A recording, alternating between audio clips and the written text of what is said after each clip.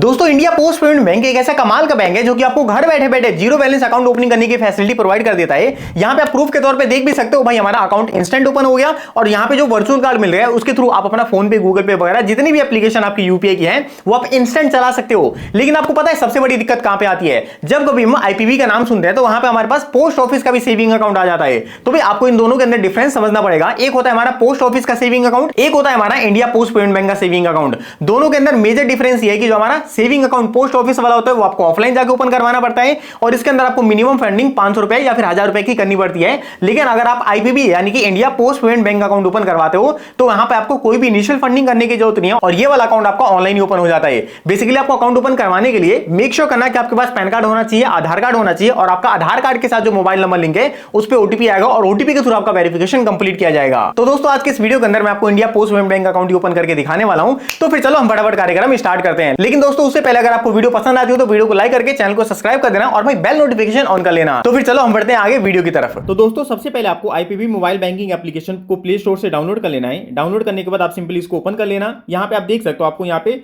Login का एक button मिलेगा और दूसरा बटन मिलेगा ओपन योर अकाउंट नाउ का। तो भाई आपको यहाँ पे ओपन योर अकाउंट नाउ पे क्लिक कर देना है। अब हमसे यहाँ पे पूछा जा रहा है कि आप इंडिया के बाहर रहते हो कि भाई इंडिया में रहते हो, तो हम यहाँ पे यस कर देते हैं। उसके बाद दोस्तों अगले पेज के ऊपर आपको अपना मोबाइल नंबर देना पड़ेगा, जिस भी मोबाइल नंबर के थ्रू आप अपना अकाउंट ओपन करना चाहते हो। उसके बाद यहाँ पे प्रोडक्ट नेम के अंदर आपको DGSBA यही वाला अकाउंट सिलेक्ट करना है। आपको यहाँ पे गलत अकाउंट मत सिलेक्ट कर लेना। और फाइनली लास्ट में आपको अपना पैन कार्ड नंबर डाल देना है और ये सभी चीजें डालने के बाद आपको यहाँ पे कंटिन्यू वाले बटन पे क्लिक कर देना है। अब आपके रजिस्टर्ड मोबाइल नंबर पे एक ओटीपी जाएगा, वो ओटीपी आपको यहाँ पे एंटर करना है और फाइनली आपको इसको भी प्रोसीड कर देना है। देख सकते हो ओटीपी वगैरह डालने के बाद अब हमको यहाँ पे अपना आधार वेरिफिकेशन करवाना पड़ेगा। तो भाई आपको सबसे पहले अपना आधार कार्ड नंबर डाल देना है। आप चाहो तो अपना आधार का वर्चुअल आईडी भी डाल सकते हो। यहाँ पे आपको बेसिकली अपना मतलब आधार नंबर डाल देना है। आधार नंबर डालने के बाद आपके मोबाइल नंबर पे ओटीपी आएगा, जो भी आपके आधार कार्ड के साथ लिंक रहेगा वो ओटीपी आपको यहाँ पे एंटर कर देना है। ओटीपी वगैरह फिलअप करने के बाद आपको सिंपली सबमिट करना है। अब आपको यहाँ पे जैसे ही सबमिट हो जाता है यहाँ पे आप देख सकते हो आपको ये सारी चीजें अभी एक एक करके फिलअप करनी पड़ेगी।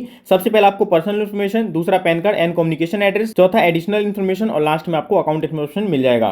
तो भाई चलो हम एक एक करके सारी चीजों को फिलअप करते हैं। यहाँ पे आप देख सकते हो सबसे पहले पर्सनल इन्फॉर्मेशन के अंदर आपको यहाँ पे मदर मैंडेट नेम देना पड़ेगा। मदर मैंडेट नेम होता है बेसिकली आपकी माता जी का शादी से पहले जो भी नाम था वो नाम आपको यहाँ पे दे देना है। उसके बाद अगर आपकी शादी हो रखी है तो आप यहाँ पे आदमी मतलब हस्बैंड का नाम दे सकते हो या फिर अपने वाइफ का नाम दे सकते हो। उसके बाद यहाँ पे आपको मदर नेम दे देना है। दोबारा से देखो ये शादी से पहले आप ये नाम देना और इसके बाद शादी के बाद जो भी सरनेम बनता है आपका माता जी का वो आपको यहाँ पे दे देना है। उसके बाद फादर नेम, रिलेशन वगैरह आप यहाँ पे डाल देना। ये सभी चीजें आप यहाँ पे फिलअप कर देना। मैंने बेसिकली सिक्योरिटी पर्पस के लिए इसको ब्लर कर दिया है। यहाँ पे आप देख सकते हो हमारी पर्सनल इन्फॉर्मेशन फिलअप हो चुकी है। अब हमको अपना pan card and communication address fill up करना है। तो यहाँ पे आप देख सकते हो सबसे पहले आपको अपना परमानेंट एड्रेस जो भी है वो दे देना है और यहीं पे आपको अपना पैन कार्ड नंबर भी डाल देना है। सभी चीजें भरने के बाद अब देखो जो आपका मतलब कम्युनिकेशन एड्रेस होगा ना उसी के ऊपर जो आपकी वेलकम किट होती है वो भेजी जाती है। अगर आपको इसका फिजिकल डेबिट कार्ड चाहिए तो भाई उसके लिए आपको अपना कम्युनिकेशन एड्रेस मतलब अपडेट करके रखना पड़ेगा। तो यहाँ पे आप देख सकते हो सारी चीज हमने फिलअप कर दी है। अब मैं फाइनली इसको सेव कर देता हूँ। अब अगले पेज पे हमको अपना नॉमिनी डिटेल भी फिलअप करना पड़ेगा।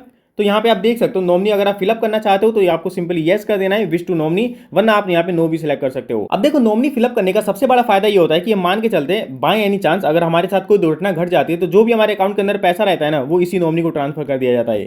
तो भाई यहाँ पे आपको नॉमिनी का नाम, नॉमिनी का डेट ऑफ बर्थ, यहाँ पे जो कैलेंडर दिख रहा है इस पर क्लिक करके आप अपना नॉमिनी का डेट ऑफ बर्थ डाल देना। उसके बाद यहाँ पे नॉमिनी के साथ आपका क्या रिलेशनशिप है, यानी कि आपके फादर मदर ब्रदर वगैरह जो भी हो आप वो सिलेक्ट कर सकते हो। उसके बाद अगर नॉमिनी का एड्रेस और आपका एड्रेस दोनों सेम है तो यहाँ पे आपको टिक करना है और आपको कुछ भी फिलअप करने की जरूरत नहीं है। लेकिन अगर दोनों के एड्रेस अलग अलग है तो यहाँ पे आपको सबके मतलब नॉमिनी का जो कंप्लीट एड्रेस है वो डाल देना है। नॉमिनी वगैरह फिलअप करने के बाद यहाँ पे अब हमको एडिशनल इन्फॉर्मेशन पे भी क्लिक कर देना है। और एडिशनल इन्फॉर्मेशन के अंदर आप देख सकते हो सबसे पहले आपकी नेशनलिटी पूछी जाएगी। तो भाई आप यहाँ पे इंडियन डाल देना। उसके बाद मेटल स्टेटस के अंदर सिलेक्ट करते हो कि आप सिंगल हो या फिर मैरिड हो। उसके बाद हमसे ऑक्यूपेशन टाइप भी पूछा जा रहा है। तो भाई आप स्टूडेंट हो, सैलरी पर्सन हो, सेल्फ एम्प्लॉयड हो, जो भी हो ये भी आप अपनी मर्जी के हिसाब से बता सकते हो।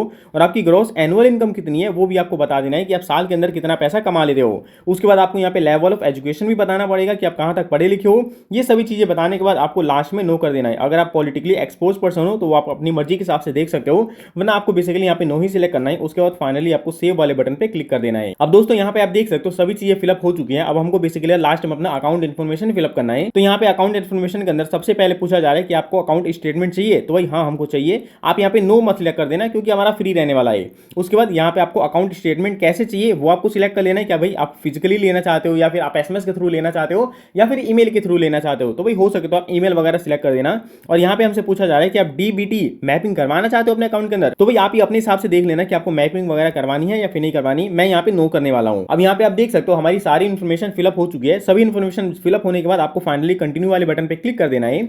अब अगले पेज के ऊपर आपके मतलब आधार कार्ड के साथ रजिस्टर्ड मोबाइल नंबर पे ओटीपी आएगा, वो ओटीपी आपको यहाँ पे फाइनली एंटर कर देना है। ओटीपी वगैरह डालने के बाद मैं इसको सबमिट कर दूंगा। सबमिट करने के बाद यहाँ पे आप देख सकते हो जो हमारा अकाउंट है वो सक्सेसफुल क्रिएट हो चुका है और हमको यहाँ पे कस्टमर आईडी और जो भी हमारा अकाउंट नंबर है वो दे दिया गया है। अब देखो कस्टमर आईडी का यूज करके ना जो भी इनकी आईपीबी मोबाइल बैंकिंग एप्लीकेशन है उसके अंदर आप लॉगिन कर सकते हो और वहीं पे आपको अपना अकाउंट नंबर वगैरह देखने को मिल जाएगा। यानी कि आपकी जो कस्टमर आईडी है वो बहुत ज्यादा इंपॉर्टेंट रहने वाली है।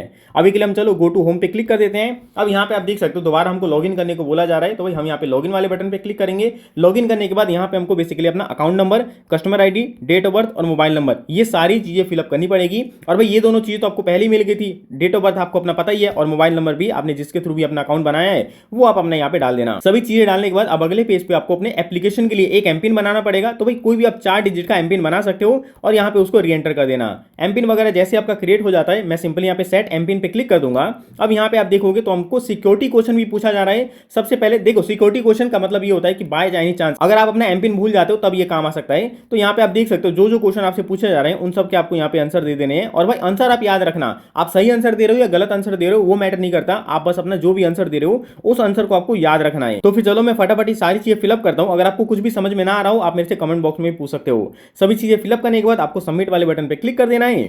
अब दोस्तों यहाँ पे फाइनली आप देखोगे तो जो भी हमारा नाम वगैरह वो हमको शो कर दिया जाएगा, जो भी हमारे अकाउंट के अंदर बैलेंस पड़ा हुआ है वो हमको यहाँ पे शो कर दिया जाएगा। अगर आप यहाँ से मिनी स्टेटमेंट भी निकलवाना चाहते हो यानी कि आप अपने बैंकिंग की ट्रांजेक्शन वगैरह निकलवाना चाहते हो तो वो भी आप यहाँ से देख सकते हो। और देखो यहीं पे आपको फंड ट्रांसफर वगैरह की फैसिलिटी भी देखने को मिल जाती है। बाकी यहीं पे आपको यूपीआई की सर्विस भी देखने को मिल जाएगी। यानी कि दोस्तों जो भी आपका वर्चुअल कार्ड होगा ना उसके थ्रू आप अपना यूपीआई वगैरह कर सकते हो। लेकिन दोस्तों अकाउंट ओपन करने से पहले आपको एक बात का और ध्यान रखना है कि अकाउंट ओपन करने के बाद आपको अपनी केवाईसी भी कंप्लीट करवा लेनी है। केवाईसी के अंदर ज्यादा कुछ नहीं होगा, बेसिकली इनकी तरफ से एक एजेंट आपके साथ कनेक्ट कर दिया जाता है। वो एजेंट सबसे पहले आपका पैन कार्ड वगैरह वेरीफाई करेगा, उसके बाद आपको पेपर पे साइन करके दिखाना पड़ेगा और लास्ट में जो आपके पास ऐसा थैंक यू का पेज आ जाएगा। और भाई अगर आपको कुछ भी पूछना हो उस एजेंट से तब पूछ सकते हो। और जैसे आपकी केवाईसी वगैरह सारी चीजें वेरीफाई हो जाती हैं आप फिर दोबारा से इसी पेज पे रीडायरेक्ट कर दिए जाओगे और अब जो आपका अकाउंट है वो फुल केवाईसी आपका अकाउंट कन्वर्ट हो चुका है। लेकिन ध्यान रखना ये पेमेंट बैंक है तो इसके अंदर आप मतलब उतनी हाई अमाउंट की ट्रांजेक्शन वगैरह मत करना, वरना ये भी हो सकता है कि आपका अकाउंट जो है फ्रीज कर दिया जाए। बाकी मैंने आपको डिस्क्रिप्शन बॉक्स के अंदर सभी अकाउंट के लिंक दे रखे हैं, अगर आप बेस्ट जीरो बैलेंस अकाउंट भी देखना चाहते हो तो वो भी आप डिस्क्रिप्शन बॉक्स में जाके देख सकते हो। तो दोस्तों ये था कंप्लीट प्रोसेस आईबीपी के अंदर अपना जीरो बैलेंस अकाउंट ओपन करने का। और भाई अगर आप अभी भी कंफ्यूज हो ना बेस्ट जीरो बैलेंस अकाउंट के अंदर तो यहाँ पे आपको ज्यादा कंफ्यूज होने की जरूरत नहीं है। मैंने आपको चैनल के ऊपर ऑलरेडी वीडियो बना के रखे हैं। इंडिया के अंदर जितने भी मेजर हमारे बैंक हैं उनका मैंने प्रॉपर कंपैरिजन किया है और उसमें जो भी बेस्ट है वो मैंने आपको बता दिया है। आप चाहो तो उसको चैनल के ऊपर भी जाके देख सकते हो या फिर मैं आपको वीडियो का लिंक नीचे डिस्क्रिप्शन बॉक्स के अंदर भी प्रोवाइड करवा दूंगा।